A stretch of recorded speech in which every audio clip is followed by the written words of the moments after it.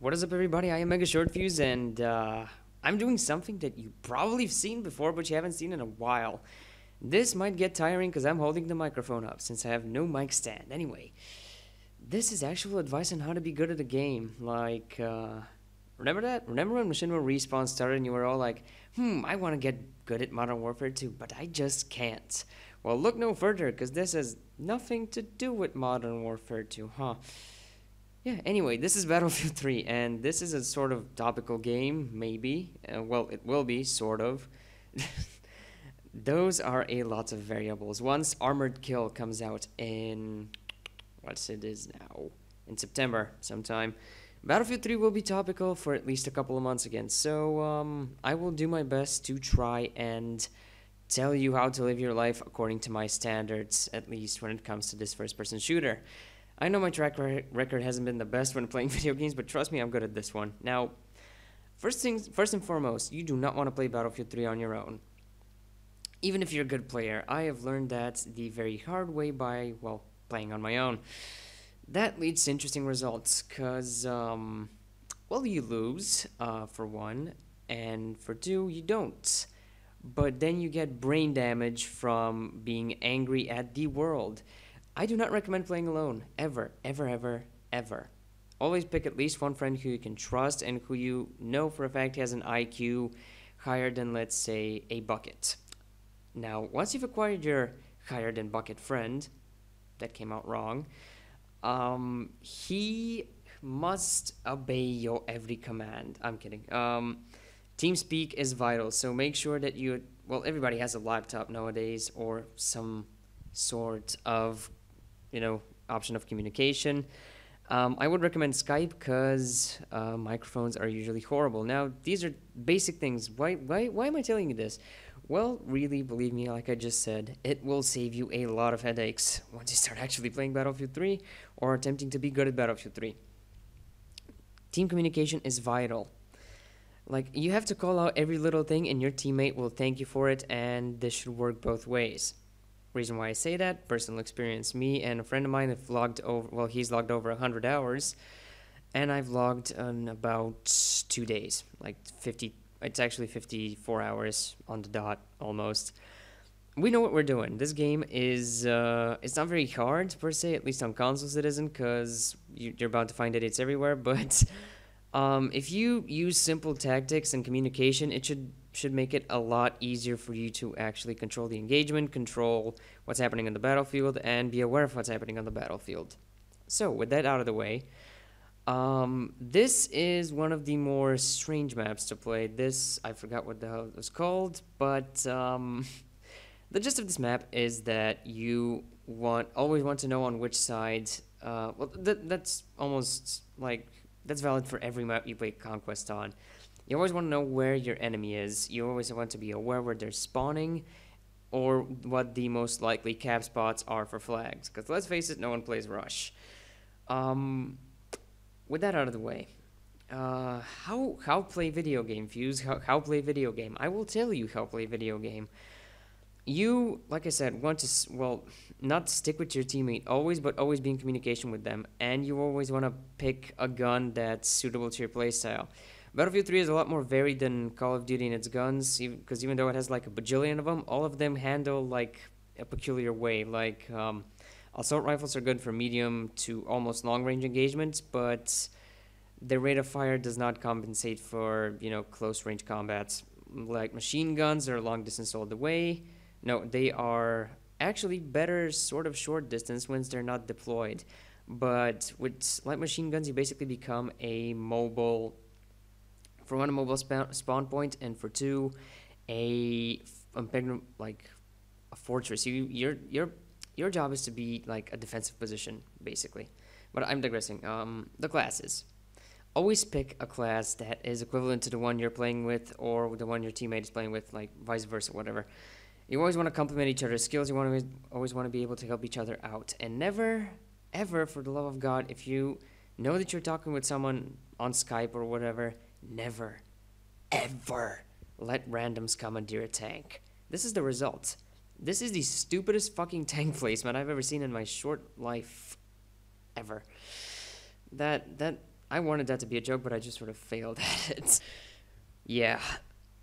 Notice how well I'm currently repairing it. I think at least I think I am because the commentary is way ahead of the video because shitty laptop. But the gist of it is you always want to control the vehicles you know you can control. Or if you can't control vehicles, stay the fuck out of vehicles. There's bound to be people who know how to play with them that can get into them. Fact is, Battlefield 3 does not hold your hand when they teach you how to use a vehicle. For example, like I said, bad tank placement. Well, it isn't now because we got the flag, but before we captured the flag, he just steamrolled in there and he could have easily gotten shot, which happened earlier in the match. A dude just steamrolled with the tank forwards, never looked back, and promptly died. That was stupid. Always mind your roles, mind what's happening, and never let teammates into vehicles you know you can drive. Because I think later on, I didn't think I have it recorded because low on hard drive space. Because I had gotta save that Prince of Persia playthrough. I'm not deleting that shit, but that takes about 500 gigs. So I digress.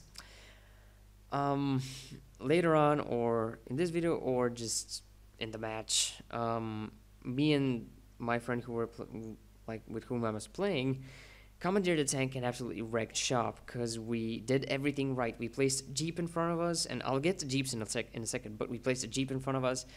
We managed to use the jeep as cover even when it was blown up, and we called out enemy positions and tanks, and that we avoided getting kamikazed, which is basically a dude runs at you with C4 and blows up. We avoided that happening about 15 times maybe. But one of the peculiar things about this clip as well is that I think we effectively play a Jeep, and most people ignore the Jeep outright, which is a stupid fucking mistake. The Jeeps in Battlefield 3 are just as useful as the tanks, the airplanes, and the helicopters when they fill their role accordingly. With a Jeep, you're basically suppression for the tank. If there's not a tank present, you are the heavy hitter. Your job is to, well, considering there's a person in a turret, well protected, it's at least a more viable option than running face first into dudes. You know, just, you're protected, use it. Again, jump in with your teammates. Have at least one of you either driving or, well, you want, the optimal positions are one of you driving and one of you on a turret. That should be, suffice for at least, decent coverage and decent communication. But, God, what was I saying? My brain just shut off, I'm sorry. God damn it. Oh, this is embarrassing. Okay, bringing it back, and I am working. What we did with the Jeep, as far as I can remember, is we pushed up to the A flag, which is a very hotly contested zone, and almost held back, but we didn't pick fights we couldn't pick. Like, when we saw there was a tank coming, I think we ran away and bolted back towards C so we could be useful at C because they were taking C. Like I said, we filled the role and vacated another one, but we had to. We didn't want to die. And not dying is better than dying. Fact. Stephen Hawking proved it. Read it up. I think, yeah, this, well, no, I'm currently behind, but this should be the G parts. So we picked off snipers, we picked off stragglers, we picked off people who were a danger to the Jeep or a danger to the team, and we never let them get close to the A flag. Apart from these idiots, or rather in contrast to these idiots, who basically managed to, well, I ran out of words to describe the stupidity, but they just sort of used the Jeep as a battering ram, and their brain ceased to function after that. I tried to save it, but to no avail. It blew up for no reason. Well, you just saw the reason, but hey. So, yeah, I think that's as far as I can get without exploding, talking about actual gameplay and not some random topic. Like I said, once again, play with the team and all should be well. Play with an intelligent team and all should be great. Do not underestimate Battlefield, as easy as it may seem, because it's more streamlined. Battlefield 3 is the most streamlined Battlefield I've ever played. Do not make the mistake thinking this is an easy game when playing alone. It is not. Well, yeah. I was about to say, or about to, exceptions, but I don't think that's gonna happen. So, yeah, I appreciate you watching, and hell, tell your friends, or rather tell me if you're interested in more of this sort of gameplay, actual gameplay commentary. It'd be nice if to see if people still have nostalgia for that stuff, because I know people just swamp you with Call of Duty tips and tricks and that bullshit, but I don't know. I might just fill the niche of video games that nobody plays and advice for them. There's another one to fill. So, yeah.